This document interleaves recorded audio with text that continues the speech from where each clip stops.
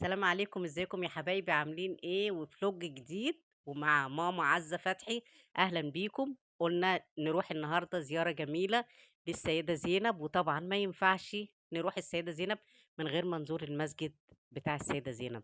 طبعا المسجد بعد التطوير ما شاء الله عليه بقى تحفة تحفة تحفة. يا رب كلكم تيجوا وتزوروه، وكل حبايبنا اللي في كل دولنا العربية يجوا ويزوروه، لان هم مبلغيني ان انا انزل بجد مسجد السيده زينب. ما شاء الله عليكم. وكل اللي طلب مني اني ادعي له في المسجد دعيت له الحمد لله. واكيد ان احنا صلينا هناك طالما رحنا السيده زينب. صلوا على الحبيب قلبكم يطيب. اللهم صل وسلم وزد وبارك عليك يا سيدي يا حبيبي يا رسول الله. رضي الله عنكم يا آل البيت. طبعا احنا عندنا في مصر آل البيت كتير ما شاء الله. السيدة زينب، وعندنا المسجد الحسين، وعندنا السيدة عائشة والسيدة نفيسة. ان شاء الله كل دوت هنزوره. انا قلت ان انا ايه اوديكم معايا احلى يوم في السيدة زينب. بصوا بجد المسجد حلو قوي بعد التطوير بتاعه. بجد تحفة والله يعني. يا ريت يا ريت يا ريت الكل يجي ويشوفه، من كل دولنا العربية أو من كل المحافظات بتاعتنا.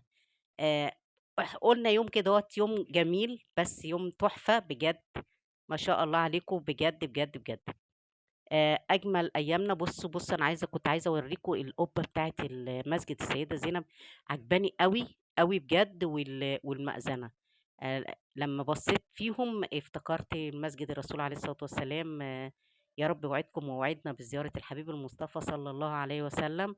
و يا رب كلّنا كل مشتاق يروح يزور، وإحنا بنزور بنت النبي على أساس إن هي جزء من النبي عليه الصلاة والسلام.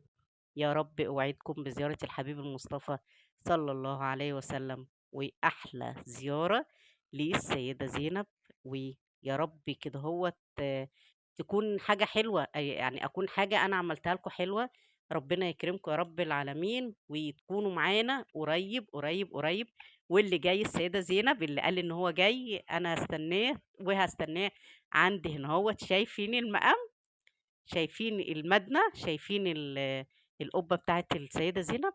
وقُلنا بقى نروح نتغدى أو نتعشى يعني. رُحنا قُلنا ناكل، فأكلنا عند حبايب السيدة زينب، وهنا إحنا في انتظار الأكل اللي هييجي. نزّلوا لنا جزء من الأكل ولسه بقية الأكل. خلّيكم قاعدين معانا منتظرين بقية الأكل علشان تشوفوا جماله وتشوفوا أكل السيدة زينب.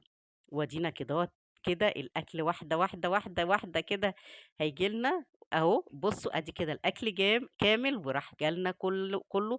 وأدي المنيو بتاع الأكل عشان لو حد فيكم عايز ييجي ويروح حبايب السيدة زينب، هيبقى المنيو موجود ويشوف كدهوّة. بجد، بجد ما شاء الله عليه.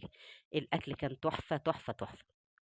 طبعًا إحنا كنا في الانتظار سلطات وبابا غنوج أهي شايفينه إزاي، وأكلنا وشبعنا. بس كان يوم حلو أوي، أوي، أوي. آآ بجد نِفْسي أصلًا كل حبايبنا في كل دولنا العربية ييجوا يزوروا عندنا السيدة زينب، وياكلوا من عند حبايب السيدة زينب، وياكلوا من عند أشهر كبابجي في مصر حبايب السيدة زينب.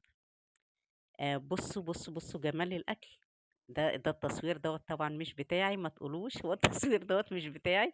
التصوير دوّة بتاع بنتي، وطِرنا على المعادي. رُحنا كافيه سلينترو خدنا أحلى موكا شوكليت كوكيز. بجد، بجد تعالوا الكافيه دوّة تحفة، تحفة، تحفة. اللي هييجي برضه مصر لازم نودّيه المعادي ونودّيه الكافيه دوّة. بجد تحفة، تحفة، تحفة. كافيه سلينترو، كافيه سلينترو. أهلًا وسهلًا بيكم في المعادي. وبجد أهلًا وسهلًا بكم في الجولة الجميلة، ويا ريتكم كنتم معانا. شكرًا ليكم والسلام عليكم.